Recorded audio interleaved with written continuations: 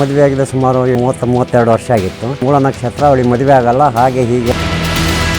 ಈ ಸನ್ನಿಧಾನದಲ್ಲಿ ಒಂದು ಪ್ರಾರ್ಥನೆ ಇಟ್ಟಾಗ 48 ದಿವಸದೊಳಗಡೆ ಆ ಎಮ್ಮಗೆ ಮದುವೆ ಸೆಟಲ್ಮೆಂಟ್ ಆಗಿದೆ. ಕೊಪ್ಪ ಸಂತೆಯಿಂದ ಬಂದಂಥ ದೇವರಂತ ನನಗೆ ಒಂದು ಜೀರ್ಣೋದ್ಧಾರ ಮಾಡಬೇಕು. ಇದಕ್ಕಿದಂಗೆ ದೆವ್ವ ಬಂತು, ನನ್ನ ಮೇಲೆ ದೆವ್ವ ಇದೆ, ಅದು ಇದೆ, ಮನೆಯೊಳಗೆ ಇತ್ತಿದ್ದಂಗೆ ಹುತ್ತ ಬೆಳೆಯೋಕ್ಕೆ ಶುರುವಾಗಿದೆ. ಕೂತಲ್ಲೇ ಮೈ ಮೇಲೆ ಏನೋ ದೇವ್ರು ಬಂದವ್ರ ಥರ ಆಡ್ತಾಳೆ, ತಲೆ ಸುತ್ತ ಬಿದ್ದೋಗ್ತಾಳೆ.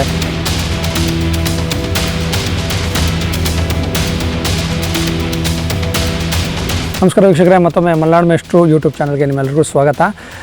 ಸೊ ಇವತ್ತು ನಮ್ಮ ಟೀಮು ಮತ್ತು ಮಲ್ನಾಡಿಗೆ ಒಂದು ಅನ್ವೇಷಣೆಯನ್ನು ಮಾಡ್ಕೊಂಡು ಬಂದಿದೆ. ಸೊ ಮಂಜು, ಸೊ ನಿಮಗೆ ನೀವು ಎಲ್ಲ ಕಡೆ ಕೇಳಿರ್ತಾರಲ್ಲ ಮಂಜು, ಈಗ ಮಾಟ ಮಂತ್ರ ಕೃತಿಮೆ ಆಗಿದೆ, ಮನೆ ಮೇಲೆ ಚೌಡಿ ಪ್ರಯೋಗ ಮಾಡಿದ್ದಾರೆ, ನಾವು ಏನೇ ಬಿಸ್ನೆಸ್ ಮಾಡಿದ್ರು ನಮಗೆ ಕೈಗೆ ಹತ್ತಲ್ಲ, ನಾನೇನೇ ಕೆಲಸಕ್ಕೆ ಹೋದರೂ ಕೆಲಸದಲ್ಲಿ ಎಲ್ಲ ಅಡೆತಡೆ ಬರ್ತಾ ಇದೆ.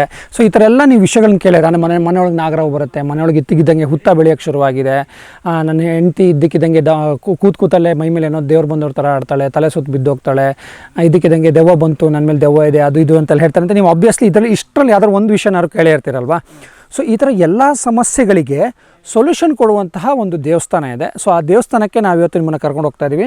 ಸೊ ಆ ದೇವಸ್ಥಾನ ಇರುವಂತಹದ್ದು ಶಿವಮೊಗ್ಗ ಜಿಲ್ಲೆ ತೀರ್ಥಹಳ್ಳಿ ತಾಲೂಕಿನ ಮೇಗರವಳ್ಳಿ ಹತ್ತಿರ ಇರುವಂತಹ ಶೀರೂರು ಗ್ರಾಮದ ಶ್ರೀ ಮಾರಿಕಾಂಬಾ ಮತ್ತು ಪಂಜುರುಳಿ ದೇವಸ್ಥಾನ. ಸೊ ಈ ದೇವಸ್ಥಾನದಲ್ಲಿ ನಿಮಗೆ ಮದುವೆ ಆಗದಿದ್ರೆ ಮದುವೆ ಆಗುವಂತಹದ್ದು, ಮಕ್ಕಳಾಗುವಂಥ ಸಮಸ್ಯೆ ಇದ್ದರೆ ಅದು ಸರಿಯಾಗುವಂಥದ್ದು, ಮಾಟ ಮಂತ್ರ ಕೃತಿಮೆ ಆಗಿದ್ದರೆ ಅದನ್ನು ತಡೆ ಹೊಡೆದು ನಿಮಗೆ ಪರಿಹಾರ ಮಾಡಿಕೊಡುವಂಥದ್ದು, ನಿಮ್ಮ ಬಿಸ್ನೆಸ್ಸಲ್ಲಿ ಏನೋ ಲಾಸ್ ಆಗ್ತಾ ಇದ್ದರೆ ಆ ಬಿಸ್ನೆಸ್ಸನ್ನು ಸರಿ ಮಾಡಿಕೊಡುವಂಥದ್ದು, ಅಷ್ಟು ಪ್ರಕ್ರಿಯೆಗಳು ನಡೆಯುತ್ತೆ. ಸೊ ಇವತ್ತು ಶುಕ್ರವಾರ ಆಗಿರೋದ್ರಿಂದ ಅಲ್ಲಿ ದೇವರು ಬರುತ್ತೆ. ಸೊ ದೇವರು ಬಂದು ದೇವರು ನುಡಿ ಕೊಡುತ್ತೆ. ಸೊ ಈ ಥರ ಪ್ರಕ್ರಿಯೆ ಪ್ರತಿ ತಿಂಗಳ 3ನೇ ಶುಕ್ರವಾರ, ಅಂದರೆ ಪ್ರತಿ ತಿಂಗಳ 3ನೇ ಶುಕ್ರವಾರ ಯಾವಾಗ ಬರುತ್ತೆ ಅಂದರೆ ಅಮಾವಾಸ್ಯೆ ಯಾವಾಗ ಬರುತ್ತೆ ಅವತ್ತು ಆ ಸನ್ನಿಧಾನದಲ್ಲಿ ವಿಶೇಷವಾದ ಗಣ ಬರುತ್ತೆ. ಸೊ ಮಾರಿಕಾಂಬಾ ದೇವರು ಬರುತ್ತೆ. ಸೊ ಆ ಮಾರಿಕಾಂಬಾ ದೇವರು ನುಡಿ ಕೊಡುತ್ತೆ. ಸೊ ಇವತ್ತು ನಿಮಗೆ ಆ ಒಂದು ಪ್ರಕ್ರಿಯೆಯನ್ನು ತೋರಿಸ್ತೇವೆ ಮತ್ತು ಅಲ್ಲಿ ಯಾವೆಲ್ಲ ಸಮಸ್ಯೆಗಳಿಗೆ ಪರಿಹಾರ ಸಿಗುತ್ತೆ ಅನ್ನೋದನ್ನು ನಾವು ಅಲ್ಲಿ ಹೋಗಿ ತಿಳ್ಕೊಳ್ಳೋಣ. ಬನ್ನಿ.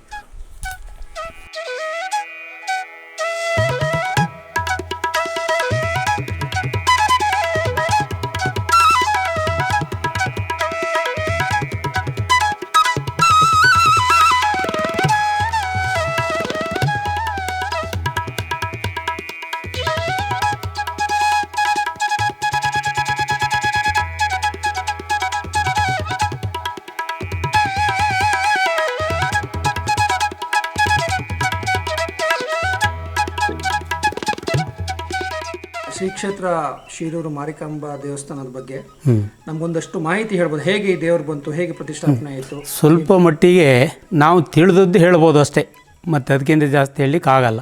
ಇದು ಹಿಂದೆ ನಮ್ಮ ಅಜ್ಜನ ಕಾಲದಲ್ಲಿ ಕೊಪ್ಪ ಸಂತೆಯಿಂದ ಬಂದಂಥ ದೇವರಂತೆ ಮಾರಿಯಮ್ಮ.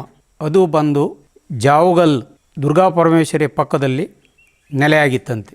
ಅದು ಅಲ್ಲಿ ಸ್ಥಾನ ಸರಿಯಾಗದೇನೆ ಆ ಜಾವಗಲ್ಲಿಗೆ ನಮ್ಮೂರಿನ ಒಂದು ಸಂಬಂಧ, ಪಟೇಲರ ಮನೆಗೆ ಒಂದು ಸಂಬಂಧ ಮಾಡಿದ್ರಂತೆ. ಆ ಸಂಬಂಧ ಮಾಡಿದರ ಮೇಲೆ ಇದು ಆಳ್ಕೆ ಆಗಿ ಮಾರಮ್ಮ ನಮ್ಮೂರಿಗೆ ಬಂದಿತ್ತು. ನಮ್ಮೂರಿಗೆ ಬಂದು ನಾನು ಇಲ್ಲಿ ನೆಲೆ ಆಗ್ತೀನಿ ಅಂತೇಳಿ ಬಂದು ಜಾಗ ತೋರಿಸಿ, ಹಲಸು ಮಾವು ಇದ್ದ ಅದರ ಬುಡದಲ್ಲಿ ನೆಲೆ ಆಗ್ತೀನಿ ಅಂಥೇಳಿ ಬಂದು ಜಾಗ ತೋರಿಸಿ ಪ್ರಸಾದ ಹಾಕಿ ಇಲ್ಲಿ ನೆಲೆ ಆಗಿದ್ದು. ಅದಕ್ಕೆ ಸಣ್ಣದೊಂದು ಮಣ್ಣಿನ ಗೋಡೆ, ಒಂದು ಗಳ ಹಾಕಿ ಒಂದು ಮಾಡಿ ಒಂದು ದೇವಸ್ಥಾನ ಮಾಡಿದ್ರು. ಆಮೇಲೆ ಕಾಲಾನಂತರ ಸ್ವಲ್ಪ ಊರಿನವರೆಲ್ಲ ಇದಾದ ಮೇಲೆ ಅದಕ್ಕೆ ಒಂದು ಕಾಸಿ ಹಾಕಿ ಒಂದು ಹಂಚ ಹಾಕಿ ಒಂದು ಸ್ಥಾನಮಾನ ಮಾಡಿದ್ವು. ಆಮೇಲೆ ಅದರ ಒಂದು ಆಳ್ವಿಕೆ ಜಾಸ್ತಿ ಆಯಿತು. ನಮ್ಮಲ್ಲೇ ಒಬ್ಬ ಪೊಲೀಸ್ SG ಟೀಕಪ್ಪ ಅಂತ ಅವ್ರ ಮೇಲೆ ಆಳ್ಕೆ ಆಗಿ ಸ್ವಲ್ಪ ಹೆಸರುವಾಸಿ ಆಯಿತು. ಊರಿನ ಹೊರಗಡೆಯಿಂದೆಲ್ಲ ಭಕ್ತಾದಿಗಳೆಲ್ಲ ಬರೋಕ್ಕೆ ಹಿಡಿದ್ರು. ಒಂದು ಸ್ವಲ್ಪ ಫೇಮಸ್ ಆದಮೇಲೆ ನನಗೆ ಒಂದು ಜೀರ್ಣೋದ್ಧಾರ ಮಾಡಬೇಕು ಅಂತೇಳಿ ಅದೇ ಊರಿನವ್ರ ಹತ್ರ ಕೇಳ್ಕೊಂಡಾಗ ಊರಿನ ಜನಗಳೆಲ್ಲ ಒಟ್ಟಾಗಿ, ಗ್ರಾಮಸ್ಥರು ಎಲ್ಲ ಒಟ್ಟಾಗಿ ಒಂದು ಮೀಟಿಂಗ್ ಮಾಡಿ ಇದನ್ನು ಒಂದು ಸ್ಥಾನಮಾನ ಮಾಡಲಿಕ್ಕೆಲ್ಲ ಅವಕಾಶ ಮಾಡಿದ್ರು. ಅದು ಈ ಮಟ್ಟದಲ್ಲಿ ಮಾಡಿ ನಿಂತಿದೆ.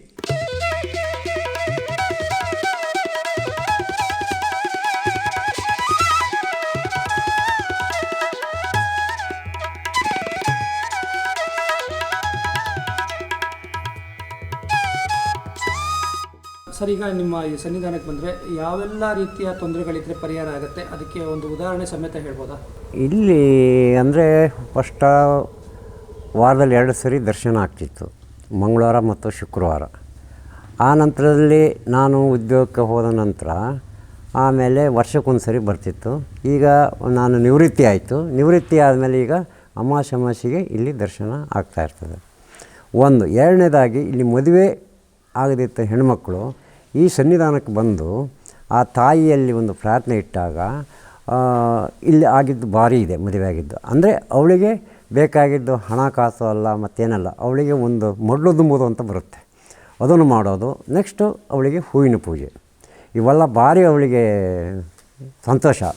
ಅವಳ ಆಶೀರ್ವಾದದಿಂದ ಎಷ್ಟೋ ಆಗಿದ್ದಾವೆ, ಈಗಲೂ ಬರ್ತಾಯಿದ್ದಾರೆ ಜನಗಳು. ದಕ್ಷ ಯಜ್ಞ ಅವನ ಮಗಳು ಈಶ್ವರನ ಲವ್ ಮಾಡ್ತದೆ. ಈಶ್ವರನ ಲವ್ ಮಾಡಿ ಮದುವೆ ಆದಮೇಲೆ ಇವ ಏನು ಮಾಡ್ತಾನೆ, ಚರ್ಮ ಹುಲಿತ ಕೂರ್ತಾನೆ.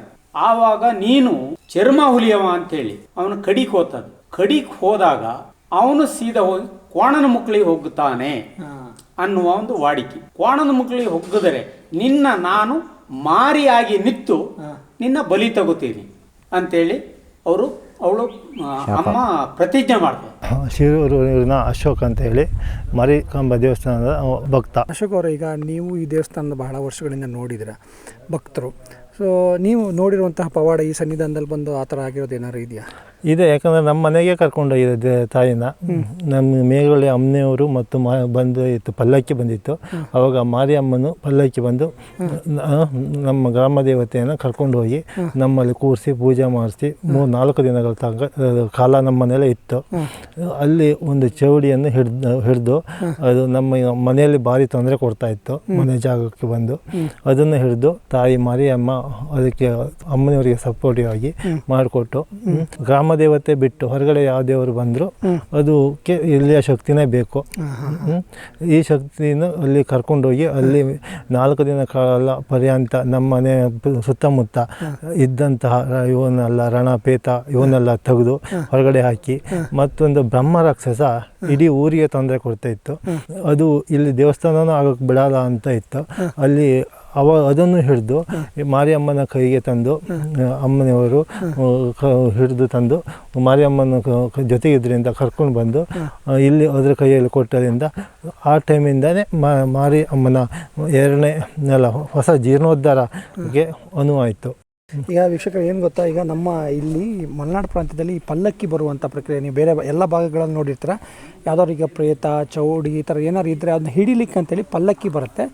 ಯಾವಾಗ ಪಲ್ಲಕ್ಕಿ ಬರುತ್ತೆ, ಕೆಲವು ಟೈಮ್ ಪಲ್ಲಕ್ಕಿ ಕೈಯಲ್ಲಿ ಅದನ್ನು ಹಿಡಿಯೋಕೆ ಆಗೋದಿಲ್ಲ. ಆ ಸಂದರ್ಭದಲ್ಲಿ ಪಲ್ಲಕ್ಕಿನೇ ನಿಮಗೆ ಸೂಚನೆ ಕೊಡುತ್ತೆ, ಇಲ್ಲಿರುವಂಥ ಮಾರಿಕಾಂಬನ ಕರ್ಕೊಬನ್ನಿ, ಅದು ನಿಮಗೆ ಹಿಡಿದು ಕೊಡುತ್ತೆ ಅಂತೇಳಿ. ಈಗ ಪ್ರೇತ ಅಂತ ಹೇಳಿದ್ರೆ ಏನಂತ ಹೇಳಿದ್ರೆ, ಈಗ ಬೇರೆ ಕಡೆ ಎಲ್ಲೋ ಸತ್ತೋಗಿರ್ತಾರೆ, ಅವರಿಗೆ ಮುಕ್ತಿ ಸಿಕ್ಕಿರಲ್ಲ. ಸೊ ಅಂಥವನ್ನು ಹಿಡಿಯೋಕ್ಕೂ ಕೂಡ, ಅಂಥವನ್ನು ಹಿಡಿದು ಒಂದು ಕಡೆ ಹೋಗಿ ಅದನ್ನು ನೆಲೆ ಮಾಡಲಿಕ್ಕೂ ಕೂಡ ಈ ಮಾರಿಕಾಂಬ ಹೆಲ್ಪ್ ಮಾಡೋದು. ಸೊ ಗ್ರಾಮ ದೇವತೆ ಆಗಿರೋದ್ರಿಂದ ಮಾರಿಕಾಂಬಕ್ಕೆ ಶಕ್ತಿ ಜಾಸ್ತಿ. ಸೊ ಈ ಥರ ಪ್ರೇತಗಳನ್ನು ಅಥವಾ ಚೌಡಿಯನ್ನು ಹಿಡಿದು ನಿಲ್ಲಿಸಿ ನೆಲೆ ಕೊಡೋದಕ್ಕಾಗಿರ್ಬೋದು, ಅಥವಾ ಪ್ರೇತಗಳನ್ನು ಹಿಡಿದು ನೆಲೆ ಕೊಡೋಕ್ಕಾಗಿರ್ಬೋದು. ಸೊ ಈ ಮಾರಿಕಾಂಬ ಬಹಳ ಪವರ್ಫುಲ್ಲು. ಸೊ ಈ ಯಾವ್ದಾದ್ರು ಪಲ್ಲಕ್ಕಿ ಬಂದಾಗ ಅದ್ರ ಜೊತೆ ಸಪೋರ್ಟಿವ್ ಆಗಿ, ಅಂದರೆ ಆ ದೇವರುಗಳಿಗೆ ದುಷ್ಟಶಕ್ತಿಗಳು ಜಾಸ್ತಿ ಶಕ್ತಿ ಇದ್ರೆ ಅವ್ರು ಹಿಡಿಯೋಕ್ಕೆ ಇದಿರಲ್ಲ, ಸ್ಟ್ರೆಂತ್ ಇರಲ್ಲ. ಗ್ರಾಮ ದೇವತೆ ಹೊರಗಡೆ ಯಾವ ದೇವರು ಬಂದರೂ ಗ್ರಾಮ ದೇವತೆನ ಬಿಟ್ಟು ಯಾವ ಕಾರ್ಯನೂ ಮಾಡೋಕ್ಕಾಗಲ್ಲ. ಫಸ್ಟ್ ಹೊರಗಡೆ ಯಾವ ದೇವತೆ ಬಂದ್ರೂ ಊರಿಗೆ ಬಂದು ಗ್ರಾಮಕ್ಕೆ ಬಂದಾಗ ಮಾರಿಕಾಂಬ ಬಳಕೆ ಬಂದು ಅಲ್ಲಿ ಸ್ವಲ್ಪ ಹೊತ್ತು ಕೂತು ನೆಲೆಸಿ ಆಮೇಲೆ ಮಾರಿಕಾಂಬೆಯನ್ನು ಕರ್ಕೊಂಡು ಮುಂದಿನ ಕಾರ್ಯ ಮಾಡ್ತದೆ. ಅದೇ ಅಷ್ಟೆಲ್ಲ ಕಾರ್ಯ ಮಾಡಿ ಹೋದ್ರೂ ಲಾಸ್ಟಿಗೆ ಒಂದು ಪೇತ ತಪ್ಕೊಂಡು ಬಿಡ್ತು. 4 ದಿನ ಪರ್ಯಂತ ಕಾರ್ಯ ಮಾಡಿದ್ರು. ಈ ಸತಿ ಮಾರಿಕಾಂಬೆ ಹತ್ರ ಕೇಳಿದಾಗ ಅದೊಂದು ಉಳ್ಕೊಂಡಿದೆ ಅಂತ ಅಂದಾಗ ನಾನು ಪಂಜೋಳಿಯನ್ನು ಕರ್ಕೊಂಡೋಗಿ ಅಲ್ಲಿ ಬರ್ಸ್ಕೊಂಡು ನಮ್ಮ ಮನೆಯಲ್ಲಿ ಬರ್ಸ್ಕೊಂಡಾಗ ಅರ್ಧ ಗಂಟೆ ಒಳಗಡೆ ಆ ಪೇತವನ್ನು ಹಿಡಿದು ಅದಕ್ಕೆ ಮುಕ್ತಿ ಕೊಟ್ಟು ಆಮೇಲಿಂದ ನಮ್ಮ ಸಂಸಾರದಲ್ಲಿ ಒಂದು ನೆಮ್ಮದಿಯನ್ನು ಕಾಣ್ತಾ ಇದ್ದೇವೆ. ಮಾರಿಕಾಂಬದಲ್ಲಿ ಕೆಲವು ಜಾಗಗಳಲ್ಲಿ ಮಾರಿಕಾಂಬ ಹೋಗೋಕ್ಕಾಗಲ್ಲ. ಸೊ ಆ ಸಂದರ್ಭದಲ್ಲಿ ಪಂಜುರ್ಲಿಯನ್ನು ಮಾರಿಕಾಂಬ ದೇವರು ಕಳಿಸ್ಕೊಡುತ್ತೆ. ಸೊ ಈ ಪ್ರಕ್ರಿಯೆಗಳನ್ನೆಲ್ಲ ಪಂಜುರ್ಲಿ ದೈವ ಮಾಡುತ್ತೆ. ಸೊ ಪಂಜುರ್ಲಿ ದೈವದ ಬನ ಕೂಡ ಇಲ್ಲಿ ಮುಂದಿದೆ. ಸೊ ನಾವು ಆಮೇಲೆ ಅದನ್ನು ನೋಡೋಣ. ಮತ್ತು ಇಲ್ಲಿ ಇವತ್ತು ಗಣ ಬರುತ್ತೆ. ಸೊ ಮಾರಿಕಾಂಬ ದೇವರು ಮೊದಲನೇ ನುಡಿಯನ್ನು ಕೊಡುತ್ತೆ. ಆ ನುಡಿ ಏನು ಕೊಡುತ್ತೆ ಅನ್ನೋ ಕುತೂಹಲ ನಮಗೂ ಕೂಡ ಇದೆ. ಸೊ ಅದು ಏನು ಅಂತ ಬನ್ನಿ ನೋಡೋಣ. ಮದುವೆ ಆಗ್ಬೇಕಂತೇಳಿ ನಾವು ಬೇಡ್ಕೊಂಡಾಗ ಕೇವಲ ಒಂದು 48 ದಿವಸದಲ್ಲಿ ಪೂರೈಸಿದಂಥ ದೇವರು ಇದು. ಏನು ಅಂತ ಹೇಳಿ ಕೇಳಿದ್ರೆ ನಾ ಇದನ್ನು ಮುರ್ಕೊಂಡು ಹೋಗ್ತೀನಿ ಅಂತೇಳಿ ಹೇಳೋದು ಬಿಟ್ಟರೆ ಬೇರೆ ಮಾತಿರಲ್ಲ. ಮನುಷ್ಯನಲ್ಲಿ ತಲೆ ಕೂದಲು ಮತ್ತು ಕೈಯುಗುರು, ಅವರ ಬಟ್ಟೆ, ಅವರ ಕಾಲಿನ ಪಾನದೋಳು ಇದೆಲ್ಲ ಸೇರಿ ಮಾಟ ಮಾಡ್ತಾರೆ. ನಮ್ಮಲ್ಲಿ ಬಾಕ್ಲ ಬಬ್ಬರಿಯ ಅಂತ ಇದೆ. ಅದು ಏನಿದ್ರು ಒಂದು ಅರ್ಧ ಗಂಟೆ ಒಳಗಡೆ ಆ ಕೆಲಸವನ್ನು ಮುರಿಸಿ ವಾಪಸ್ ಮತ್ತೆ ದೇವಸ್ಥಾನಕ್ಕೆ ಬರಬೇಕು.